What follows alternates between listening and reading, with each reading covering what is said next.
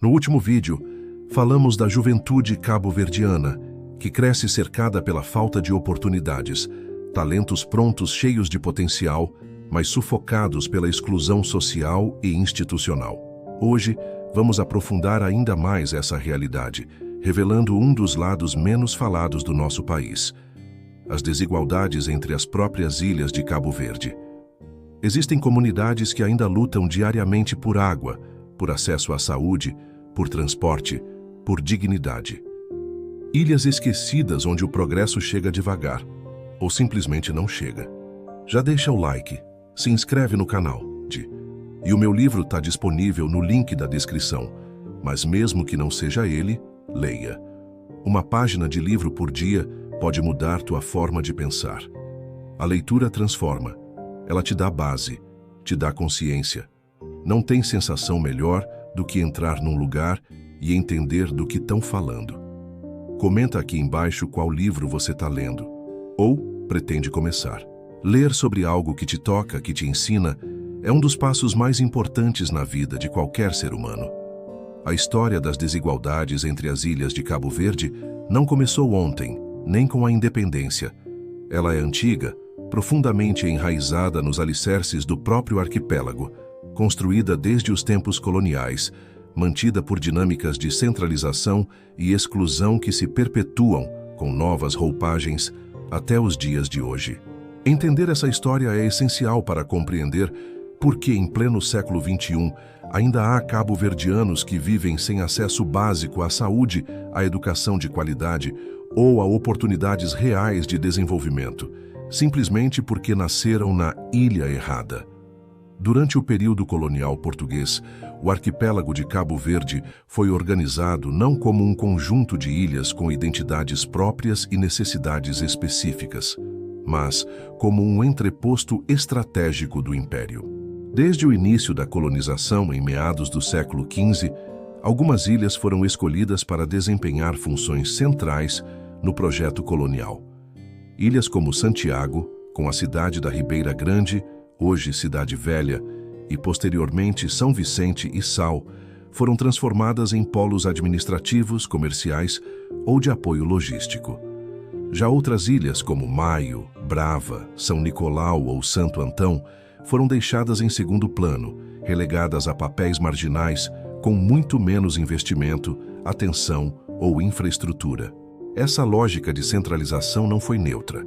Ela criou hierarquias espaciais que perduram até hoje. Algumas ilhas foram transformadas em centros de poder, circulação de riqueza, educação e representação institucional. Outras, em zonas periféricas, onde a população era vista como recurso humano a ser explorado, deslocado ou ignorado, conforme as necessidades da metrópole.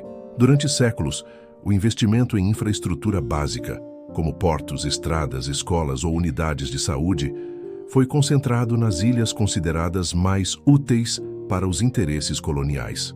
O resto ficou para trás, invisível, sem voz, sem vez. Essa desigualdade de base aprofundou-se com o passar dos séculos. Durante os ciclos de seca, fome e migração que marcaram a história cabo-verdiana, especialmente nos séculos XIX e XX, as populações das ilhas mais esquecidas foram frequentemente deixadas à própria sorte. A ajuda alimentar da metrópole era escassa e mal distribuída.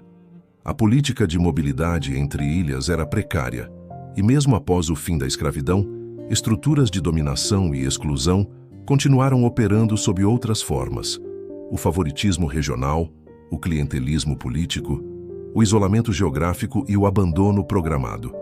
Com a chegada do século XX, algumas mudanças começaram a ocorrer, mas sem romper o padrão histórico de desigualdade. A construção de infraestruturas modernas, como aeroportos, sistemas de abastecimento de água ou telecomunicações, seguiu uma lógica seletiva. Ilhas como Sal, por exemplo, foram escolhidas como pontos estratégicos para a aviação e o turismo, atraindo investimentos consideráveis. São Vicente consolidou-se como polo cultural e portuário. Santiago, como centro político e sede do governo colonial, acumulava poder administrativo. Enquanto isso, Maio, Brava, São Nicolau e Santo Antão viam suas populações migrar, suas escolas se esvaziar e seus serviços públicos minguar, sem qualquer política estruturada de equilíbrio territorial. Com a independência em 1975, muitos cabo-verdianos esperavam uma transformação real nesse quadro. Sonhavam com um país unido, coeso, onde todas as ilhas teriam acesso igualitário ao desenvolvimento.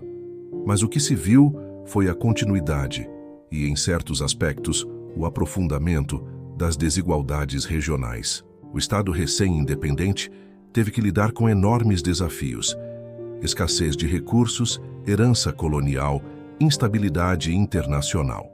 Mas, ao escolher manter uma estrutura fortemente centralizada, com o poder político, os recursos financeiros e a máquina administrativa concentrados em Praia, na ilha de Santiago, acabou por reproduzir, mesmo que involuntariamente, o mesmo modelo que antes combatia. Essa centralização alimentou tensões internas. Enquanto Santiago crescia como capital e símbolo do novo Estado, outras ilhas sentiam-se cada vez mais distantes do centro de decisão. Ilhas como São Vicente, por exemplo, com uma história própria de protagonismo cultural e econômico, passaram a reivindicar mais autonomia. Já ilhas menores, como Brava e Maio, caíram num ciclo de abandono, êxodo populacional e apagamento político. Essa disparidade se refletiu na distribuição de empregos públicos, no acesso a universidades, nos investimentos em estradas, habitação e saúde. As vozes periféricas continuavam sendo silenciadas, e o discurso da unidade nacional muitas vezes servia para esconder essas fissuras internas. Outro elemento fundamental nesse processo foi a construção de narrativas políticas e culturais que marginalizaram certas ilhas. Em vez de valorizar a diversidade insular, o projeto nacional tendia a homogeneizar a identidade cabo-verdiana, apagando as especificidades locais. As manifestações culturais de algumas ilhas foram promovidas e celebradas como símbolos nacionais, enquanto outras foram ignoradas ou consideradas menores. Esse desequilíbrio simbólico reforçou a exclusão prática. Onde não há visibilidade cultural, não há prioridade política. Cada ilha assumiu um papel diferente no processo de independência, e cada uma pagou um preço diferente depois dela. Santiago, como centro do movimento de libertação e sede do poder político, tornou-se o núcleo institucional da nova república. São Vicente, com seu histórico porto e sua vida cultural vibrante, reivindicava protagonismo, mas foi sendo gradualmente eclipsada pelo poder central. As ilhas menores, mesmo tendo contribuído com quadros combatentes e militantes, foram pouco contempladas nos planos de desenvolvimento nacional. Seus problemas ficaram à margem do debate político. Suas populações tornaram-se estatísticas. Seus jovens, forçados a migrar em busca de uma vida melhor, viram-se transformados em mão de obra descartável, muitas vezes dentro do próprio país. Essa estrutura de desigualdade entre as ilhas não é um erro do sistema, ela é o sistema. Um modelo que privilegia alguns territórios em detrimento de outros, que decide quem tem direito a hospitais e universidades e quem precisa pegar barco ou avião só para fazer um exame médico. É uma desigualdade que se mede em infraestrutura, em números de voos, em verbas orçamentais, mas também se sente na pele, na autoestima e na memória coletiva das comunidades. Por isso, quando falamos hoje em desigualdade em Cabo Verde, não estamos apenas falando de pobreza ou falta de empregos. Estamos falando de uma geografia política marcada por exclusões históricas. Estamos falando de um país arquipelágico que muitas vezes se comporta como se fosse uma capital rodeada por ilhas secundárias. Estamos falando de um modelo de desenvolvimento que precisa urgentemente ser repensado. A partir das margens, das ilhas esquecidas, das vozes que resistem mesmo no silêncio. Se há algo que define as ilhas menos favorecidas de Cabo Verde hoje, é a contradição entre sua riqueza humana, cultural e ambiental, e o abandono estrutural a que são submetidas. Apesar de séculos de história, talento e potencial, estas ilhas continuam fora dos grandes mapas de desenvolvimento do país. E, no entanto, é nelas que pulsa a resistência mais orgânica, mais silenciosa e mais poderosa. A resistência de quem não desiste de existir, de afirmar sua identidade e de lutar pelo direito de permanecer no lugar onde nasceu. Vamos começar por Brava, a Ilha das Flores, da bruma, da música e da saudade. Durante décadas, Brava foi conhecida como celeiro de intelectuais e artistas, terra de emigração e poesia. Mas hoje, o que mais se vê é um rastro de abandono. O transporte marítimo é irregular, instável, muitas vezes perigoso. O aeroporto local foi encerrado, deixando a ilha completamente dependente do mar para sair ou chegar. Jovens formados vão embora porque não há sequer oportunidades mínimas de emprego ou desenvolvimento. A agricultura tradicional enfrenta uma crise profunda, agravada pela escassez de água e pela falta de incentivos. Brava está sendo lentamente despovoada, não porque seu povo não queira ficar, mas porque o sistema a está empurrando para o esquecimento. Em maio, a situação não é muito diferente. Embora esteja geograficamente próxima da capital, a ilha sofre com um isolamento estrutural que parece inaceitável em pleno século XXI. Há décadas, os maenses reivindicam melhor conectividade, mas a mobilidade aérea e marítima continua frágil e imprevisível. A economia local é frágil, baseada em uma agricultura de subsistência que luta contra a erosão, a seca e a falta de apoio técnico. O turismo, que poderia ser uma fonte de desenvolvimento sustentável, é mínimo e mal estruturado. Os jovens maenses enfrentam o dilema cruel: sair para ter futuro ou ficar e ser esquecido. Em muitos casos, optam por migrar para Santiago ou emigrar diretamente para o exterior, como tantos antes deles. Maio é uma ilha com potencial enorme. Praias paradisíacas, povo acolhedor, cultura forte, mas é tratada como uma nota de rodapé nos planos de desenvolvimento nacional. São Nicolau talvez seja um dos casos mais emblemáticos dessa exclusão. Rica em história, foi uma das primeiras ilhas a receber escolas e instituições coloniais de ensino. Produziu quadros, professores, pensadores e hoje enfrenta uma crise silenciosa. O aeroporto da ilha é um dos mais negligenciados do arquipélago, com poucos voos semanais e tarifas inacessíveis para a maioria da população. O porto tem limitações estruturais. A agricultura local, que já foi próspera, enfrenta hoje desafios sérios de acesso à água, tecnologia e mercados. O turismo ainda é incipiente e muitos jovens veem-se forçados a sair para estudar ou trabalhar em outras ilhas, principalmente para Santiago ou Sal. A juventude nicolauense vive com um sentimento crescente de invisibilidade institucional e, ao mesmo tempo, com um orgulho feroz de sua terra, de sua história e da sua dignidade. Santo Antão, por sua vez, é uma ilha de contrastes intensos. Com paisagens deslumbrantes e potencial turístico imenso, ela continua às margens dos grandes fluxos de investimento. O problema do transporte é particularmente grave. A ausência de um aeroporto funcional obriga todos os deslocamentos a passarem por São Vicente, tornando viagens urgentes ou médicas extremamente difíceis. Isso tem impacto direto na saúde, na educação, no comércio e, sobretudo, na autoestima da população. A agricultura, especialmente nas zonas de Ribeira Grande, Pou e Porto Novo, continua sendo uma das bases da economia, mas enfrenta os mesmos desafios históricos: acesso a mercados, falta de apoio técnico, dificuldades de escoamento da produção. Apesar disso, Santo Antão é um exemplo vibrante de resistência local. Associações comunitárias, cooperativas, movimentos de jovens e agricultores vêm se organizando para defender o direito de permanecer, de produzir, de viver com dignidade na sua terra. Esse abandono estrutural se reflete de maneira brutal na mobilidade insular. A lógica de transporte em Cabo Verde parece desenhada para dificultar a integração nacional. Voos caros, poucas ligações diretas entre ilhas, dependência extrema de barcos que muitas vezes são velhos, lentos ou operam de forma irregular. Isso cria um ciclo perverso. Sem transporte eficiente, não há turismo. Sem turismo, não há investimento. Sem investimento, os jovens vão embora. E quando os jovens vão embora, a ilha envelhece, a economia encolhe e o abandono se intensifica. É um ciclo de exclusão que se retroalimenta. Essa falta de mobilidade também contribui para o sentimento de isolamento profundo entre os jovens das ilhas menos favorecidas. Muitos crescem sem nunca ter pisado fora da sua ilha.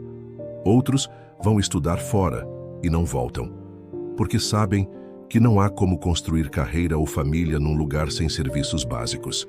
Eles se sentem esquecidos, não só pelo Estado, mas também pelas narrativas oficiais do país, que exaltam o progresso e a estabilidade, mas raramente falam das ilhas onde a água ainda precisa ser transportada em bidões, onde escolas funcionam com professores improvisados e onde não há sequer um hospital digno. Enquanto isso, o contraste com ilhas como Sal e Boa Vista torna tudo ainda mais evidente. Nessas ilhas, o turismo internacional trouxe hotéis de luxo, resorts, aeroporto internacional, empregos, mesmo que muitos deles precários e dependentes de capital estrangeiro. Em poucos anos, Sal e Boa Vista se transformaram em vitrines do Cabo Verde turístico, conectadas ao mundo e vendidas como destinos de sonho. Mas esse desenvolvimento desigual criou dois mundos paralelos dentro do mesmo país.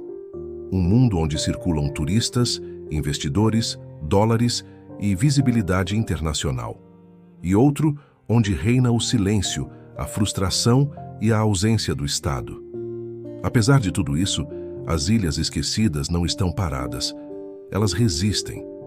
Em Brava, associações culturais e juventudes organizadas lutam para manter viva a identidade local. Em maio, grupos de jovens promovem eventos, feiras e projetos de educação popular. Em São Nicolau, artistas, músicos e professores continuam produzindo e ensinando com o pouco que têm. Em Santo Antão, as cooperativas agrícolas se reinventam, apostando na produção biológica, na exportação e no turismo comunitário.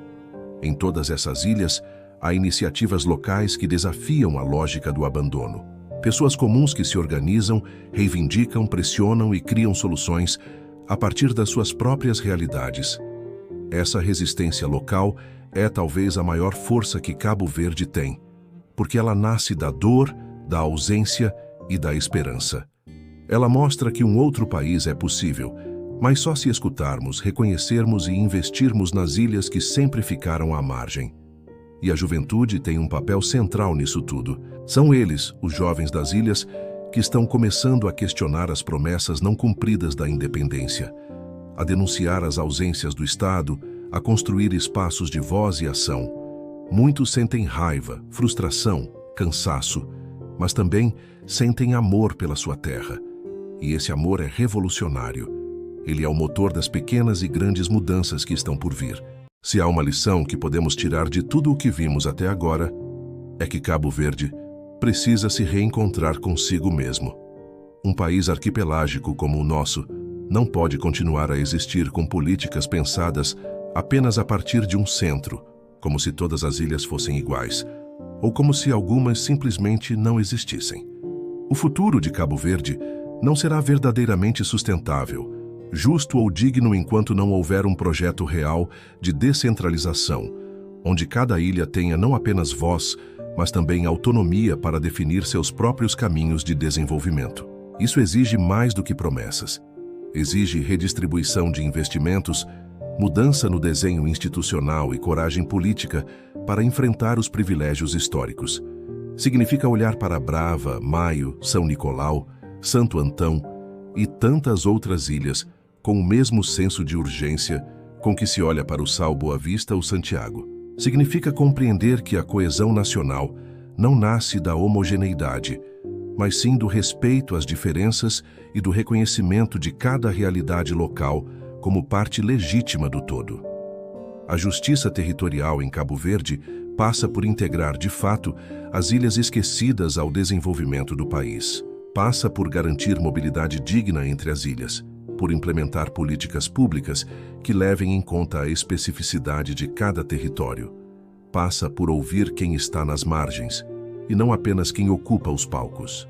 As vozes das comunidades isoladas, dos jovens sem oportunidade, dos agricultores que resistem sem apoio, dos professores que fazem milagres em escolas sem estrutura, todas essas vozes precisam se tornar o centro da discussão. E mais do que isso, precisamos valorizar e preservar a memória insular. Cada ilha tem uma história que precisa ser contada, lembrada e ensinada. Histórias de resistência, de sabedoria ancestral, de gente que lutou para manter viva a sua cultura e a sua dignidade, mesmo diante do abandono. Sem memória, não há identidade. E sem identidade, não há futuro. Precisamos educar as novas gerações para que conheçam todas as ilhas do seu país, não apenas aquelas que aparecem nos cartões postais. O país que queremos só será possível se reconhecermos que não há desenvolvimento nacional sem justiça insular, que não basta crescer em algumas ilhas, enquanto outras definham, que o progresso não pode ser medido apenas em aeroportos modernos e hotéis de luxo, mas também em escolas funcionando, hospitais equipados, agricultura sustentável e dignidade para quem escolheu ficar. É hora de redesenhar Cabo Verde a partir das suas periferias, de escutar o que as Ilhas Esquecidas têm a dizer, de colocar a justiça territorial no centro do debate político, econômico e social. Só assim construiremos um país onde cada cabo-verdiano, em qualquer ilha, possa viver com dignidade, orgulho e oportunidade. E agora eu quero te ouvir. Qual é a realidade da tua ilha? Quais são os desafios que a tua comunidade enfrenta? Comenta aqui embaixo. Tua experiência pode ecoar nas palavras de muitos outros. Curta, comente e compartilhe este vídeo se você acredita que todas as ilhas de Cabo Verde merecem ser tratadas com respeito, dignidade e investimento real. E não se esqueça, meu livro está disponível no link da descrição. Mas mesmo que não seja o meu livro, leia. Uma página por dia pode transformar a tua visão de mundo. Leitura é revolução silenciosa. Diz nos comentários qual livro você está lendo agora. Vamos construir essa comunidade juntos. Inscreva-se no canal, ative o sino e acompanhe nossas análises diárias sobre história africana, justiça social e identidade insular. Porque contar essas histórias também é uma forma de lutar. Um forte abraço e até o próximo vídeo.